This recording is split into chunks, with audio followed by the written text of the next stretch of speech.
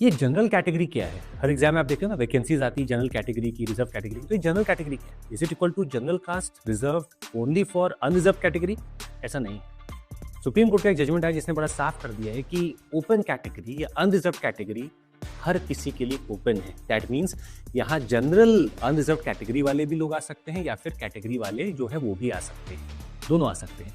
ये जजमेंट इसलिए बड़ा इंपॉर्टेंट इस समय आ रहा है क्योंकि कई बार लोग सवाल उठाते हैं कि सर कट ऑफ अगर जनरल का मान लीजिए कम है और रिजर्व कैटेगरी का ज़्यादा है और रिजर्व कैटेगरी में सीट्स खत्म हो चुकी हैं पर नंबर जनरल से ज़्यादा है, तो क्या इस व्यक्ति को हम जनरल कैटेगरी में लेकर आएँ, अनरिजर्व कैटेगरी में लेकर आएँ?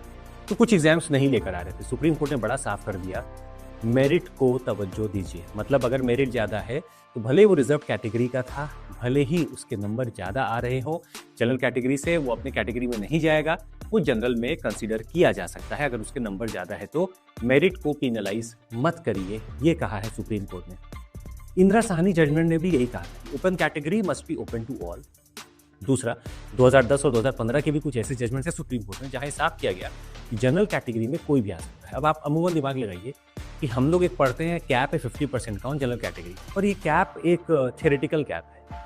अगर आप प्रैक्टिकल देखें तो हर साल यूपीएससी जो एग्जाम कंडक्ट कराती है उसमें कुछ ऐसे ऑफिसर्स निकलते हैं जो हो सकता है कि रिजर्व कैटेगरी से आते हों पर वो जनरल में अपना नाम पाते हैं क्योंकि वो हर चीज़ में आगे रहे होंगे। Marks at prelims, marks at interview, marks at main, सब में आगे रहे होंगे। They would not have claim, उन्होंने क्लेम नहीं किया होगा अपना कैटेगरी का कोई भी बेनिफिट और इसीलिए वो जनरल में आते हैं। इसलिए जनरल की सीट्स कम हो जाती हैं, रिजर्व की बढ़ जाती है क्योंकि वो सीट तो जनरल को नहीं मिलेगी, वो रिजर्व को ही मिलती है।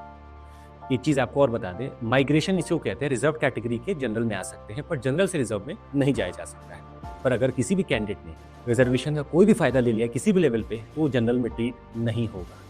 ऐसी चीज़ आपको हम और भी बताते रहेंगे। 17,999 में पूरा कोर्स 12 महीने का आपको मिल रहा है। 24,999 में 24 महीने का पूरा कोर्स आपको मिल रहा है। जुड़कर देखिए, आपको फायदा होगा। CMC कोड का इस्तेमाल करिएगा।